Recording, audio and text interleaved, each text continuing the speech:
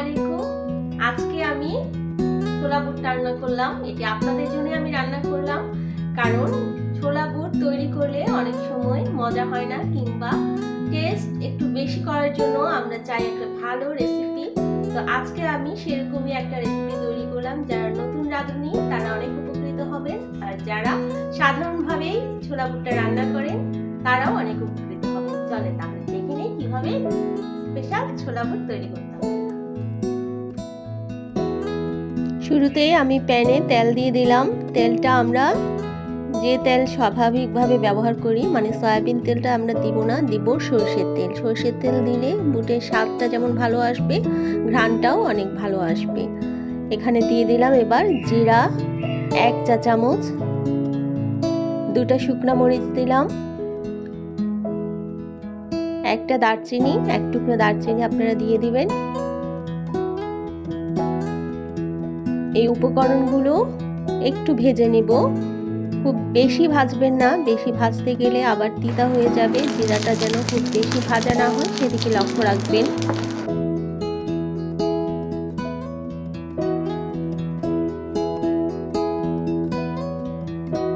মশলাগুলো একটু ভাজার পরে আমি এখানে দিয়ে দিব বাকি উপকরণগুলো।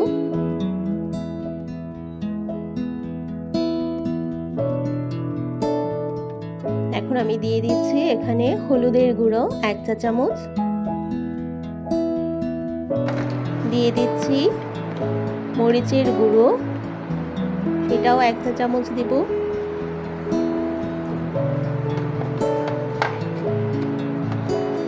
যারা ঝাল কম খান তারা একটু কমিয়ে দিতে পারেন। টমেটোটা বিচি ফেলে আমি কুচো করে নিয়েছি। টমেটো কুচি দিয়ে দিলাম 1 টেবিল চামচ। এবার একটু ভেজে নেব। ভাজার সময় লক্ষ্য রাখবেন যেন পুড়ে না যায়।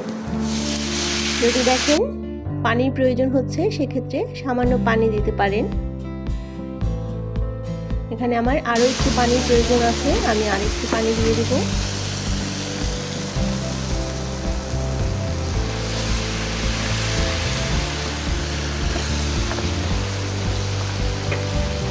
মশলা কষা হয়ে গেছে। এখন আমি দিয়ে দিচ্ছি এর মধ্যে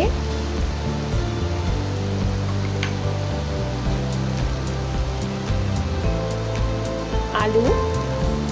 আমি এখানে 2টো আলু ব্যবহার করেছি, সেদ্ধ আলু। এটাকে ভাঙবেন, কিন্তু টুকরো করবেন না। টুকরো করে সেই স্বাদটা আপনারা পাবেন না, হাত দিয়েই ভেঙে নেবেন। একটু কচলে ভেঙে তারপর দিবেন বুটের মধ্যে। বুট যখন আপনারা রান্না করবেন, আলুটা কখনোই টুকরো করে দিবেন না, সেদ্ধ আলু এভাবে চটকে দিবেন। এখন দিয়ে দিচ্ছি পরিমাণ মতো লবণ।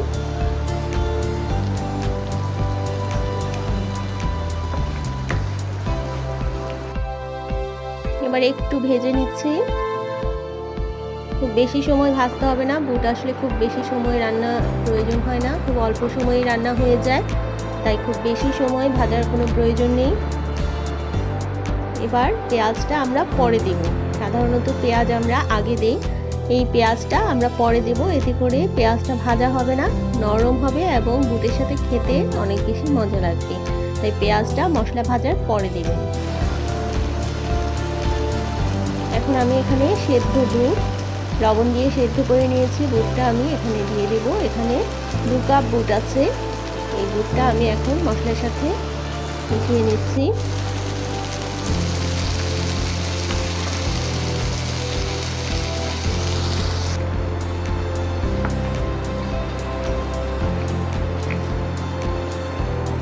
আপনারা যখন বুট সেদ্ধ করবেন, আপনারা অনেকেই কি করেন, বেশি পরিমাণে পানি দিয়ে বুটের পানিটা ফেলে দেন। আপনারা যখন সেদ্ধ বুটটা রান্না হবে সে সময় দেখবেন যে কালো পানি উঠছে। এই কালো ফেনার মতো যে পানিটা উঠবে, সেই পানিটা ফেলে বাকি পানিটা রেখে দেবেন।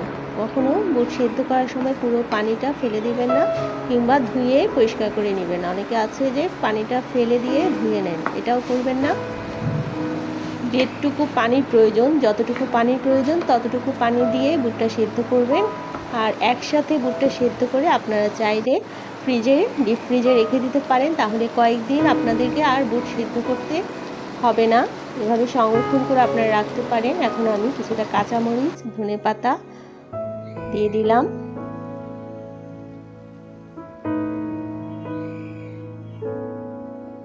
আর একেবারে সব শেষে গরম মশলা গুঁড়া, এখানে এলাচ, দারচিনি, জায়ফল, জয়ত্রী গুঁড়া সব কিছু একসাথে মিশিয়ে গুঁড়ো করে নিয়েছি। ব্যাস, খুব কম উপকরণেই একটি স্পেশাল মশলা কিংবা খুব বেশি মশলার প্রয়োজন নেই, আদা রসুন বাটা কিংবা এক্সট্রা কোনো বাটা মশলার প্রয়োজন নেই। আপনারা খুব ঝটপট চটজলদি এই স্পেশাল বুটটা আপনারা তৈরি করে খেতে পারেন।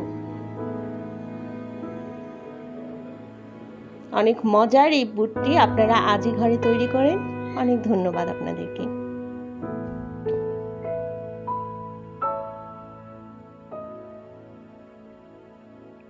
পরিবেশনের আগে কিছুটা পেঁয়াজ, টমেটো উপরে ছড়িয়ে দেবেন।